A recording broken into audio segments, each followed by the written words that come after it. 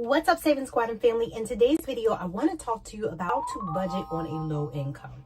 Whether you feel like your income is low, in the middle, or even a higher income, I'm going to be speaking to everybody, but I want to specifically speak life, speak hope into those of you who have a low income. And with me being somebody who has a very fluctuating income as an entrepreneur, and being self-employed prior to that for all this time, trust me, I understand.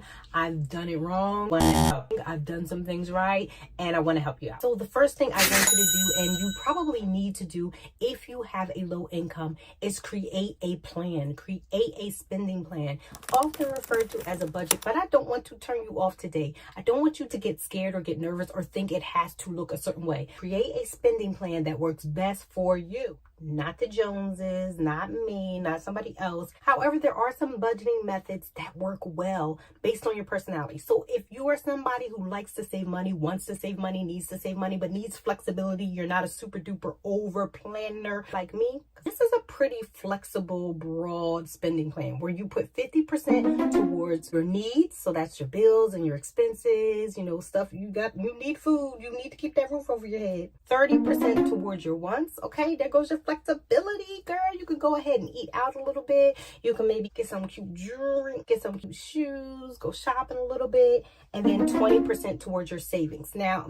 in my ideal world, I like to put my savings first, and so I'm suggesting that even though that 20 is on the back end, put your savings first. Make sure that you are always prepared for an emergency, as well as putting money aside for your future savings and retirement. So I kind of just mentioned one of the other methods, which is really this is for the free-spirited freestyle. I really don't want to follow any type of major plan person. And that's just to pay yourself first plan. Put your money goals into your savings goals first. Like how much you want to save for a particular thing. That's first. Put that money out. And then whatever left over, you put towards your bills. Now, if you don't have enough to pay your bills, that means you need to cut down, cut back, or cut something out. Do the math.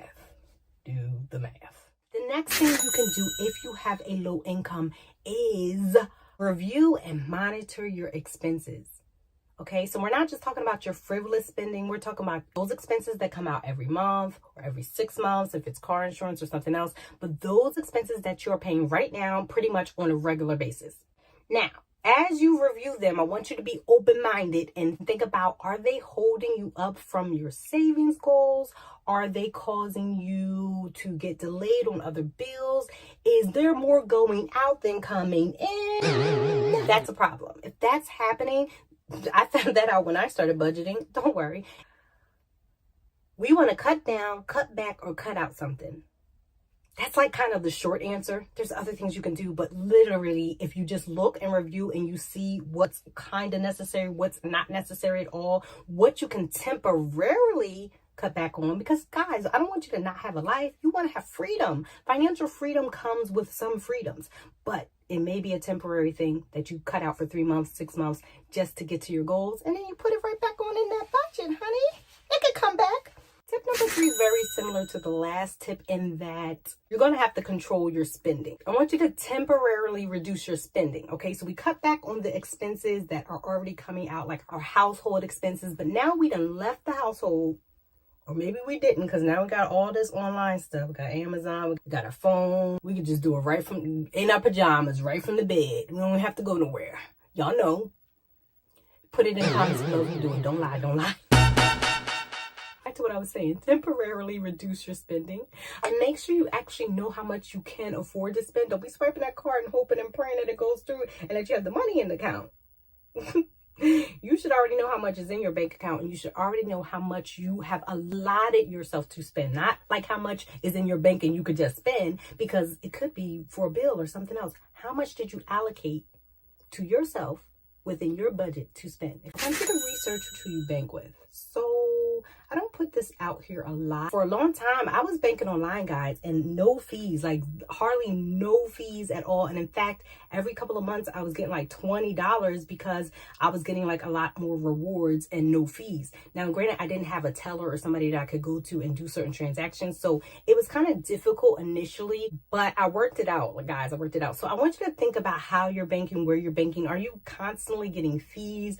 Are you even ready for that bank account? I know this sounds weird because you're like, you shouldn't just have cash at your house, but we'll talk about that in another video, and or you can comment with your questions below. Again, as somebody on low income, you can't afford fees, so there's better places to bank out there that aren't going to continuously just trump up fees on you. And the final thing I want you to do, if you have a low income and or a medium to high income, because again, all of these tips can work for you guys too, but if you're on a low budget, you need some extra read all about it tips. Okay, so this strategy is to automate your savings, and this is also for someone who has, I won't say little to no control, because that's often something we say, but like maybe you're just normal, you're an average person, and you're going to spend the money if you see it somewhere like in your checking and it's supposed to be in your savings. So why don't you just automate your savings so that you don't see it in your savings, and only check on your savings when you need to check on your savings, but not because you're trying to get money to spend it on something. Okay, so automate your savings. Let whatever's in your check or whatever's that comes to your bank account, let it automatically go to your savings so that you don't see it and you don't think it's available. It's like a mind game. These were my low income budgeting tips. I hope they were helpful to you. Go ahead and comment below if you're going to use any one of these tips, and or you have something you want to share or a question you want to ask. Let's get it started in the comments section, cause it's quiet in there. My comment section it's really quiet, so I want you guys to talk to each other, talk to me, and I will see you in the next video.